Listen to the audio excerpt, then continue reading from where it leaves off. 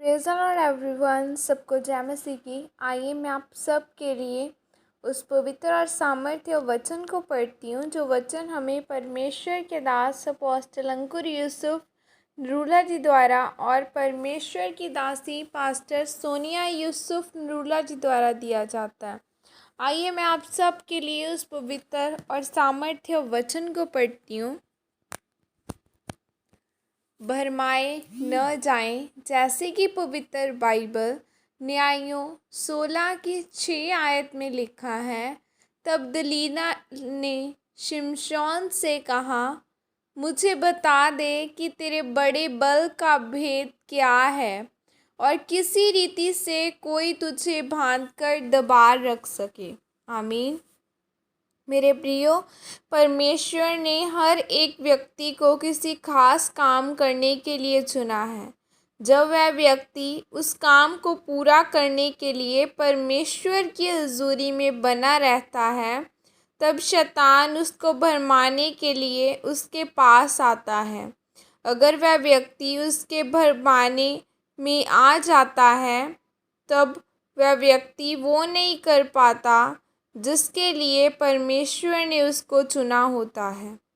जिस तरह से बाइबल में जब हम शिमशोन के बारे में पढ़ते हैं, तो बाइबल बताती है कि शिमशोन बहुत ही बलवान सामर्थी था और उसने गधे की जबड़े की हड्डी के साथ 1000 फिलिस्तियों को मार दिया था। परमेश्वर ने शिमशोन को इज़राइलियों को फिलिस्तियों के हाथों से छुड़ाने के लिए चुना था, पर शिमशोन पाप व्यभिचार में गिरा और शिमशोन फिलिस्ती लड़की के साथ प्रेम करने लगा और उसने उससे शादी कर ली, जिससे उसने परमेश्वर को क्रोधित किया, क्योंकि परमेश्वर शिमशोन की फिलिस्तियों के विरुद्ध इस्तेमाल करना चाहता था और उसी फिलिस्ती औरत ने शिमशोन को भरमाया और उससे उसके बल का राज पूछा और शिमशोन भरमाया गया और उसने अपने बल का राज उसे बता दिया, जिस वजह से फिलिस्तियों ने शिमशोन को पकड़ा और उसे अंधा कर दिया और वह मारा गया। शिमशोन वो काम नहीं कर पाया जिसके लिए परमेश्वर ने उसे चुना था। मेरे प्रियो, बाइबल बताती है कि आदम और हवा को परमेश्वर ने अपनी महिमा के लिए और परमेश्वर की हजूरी में बने रहने के लिए उत्पन्न किया था। परमेश्वर ने उसके लिए अदन में एक वाटिका बनाई कि आदम और हवा उसमें रहें, और परमेश्वर ने उसको कहा कि वाटिका में हर एक वृक्ष का फल तुम खा सकते हो, पर उस वाटिका के बीच में जीवन के वृक्ष का फल तुम मत खाना। पर बाइबल बताती है कि जब हवा शैतान के द्वारा भरमाई गई और जब हवा को शैतान ने भरमाया था, तो यह उसकी हवा के साथ पहली मुलाकात नहीं थी। शैतान रोज़ आकर हवा से बात करता था। वह अंत में भरमाई गई।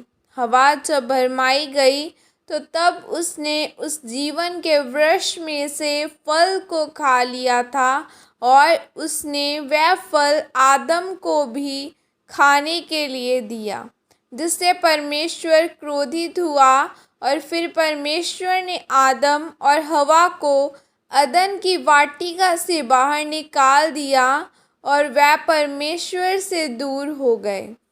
मेरे प्रियो, मैं आपको बताना चाहता हूँ कि इस सेवकाई को शुरू होने से पहले परमेश्वर ने मुझे किसी न किसी मुसीबत में फंसाए रखना और मैंने हमेशा उस मुसीबत के कारण प्रार्थना में रहना, क्योंकि परमेश्वर जानते थे कि आने वाले समय में यह सेवकाई बहुत बढ़ने वाली है। क्या शैतान उस समय मुझे भूला होगा? नहीं, शैतान ने उस समय अपना पूरा जोर लगाया होगा, लेकिन परमेश्वर की हजूरी में ज़्यादा से ज़्यादा समय बिताने के कारण मुझे भरमाने नहीं पाया और मैं उसके द्वारा भरमाया नहीं गया। उसका नतीजा आप रोज़ देख रहे हैं कि किस तरह से परमेश्वर मुझे अपने कामों के लिए इस्तेमाल कर रहा है और मैं अद्भुत रीति से आशीषित हूँ। याद रखें, शैतान सोया नहीं है, वो जाग रहा है।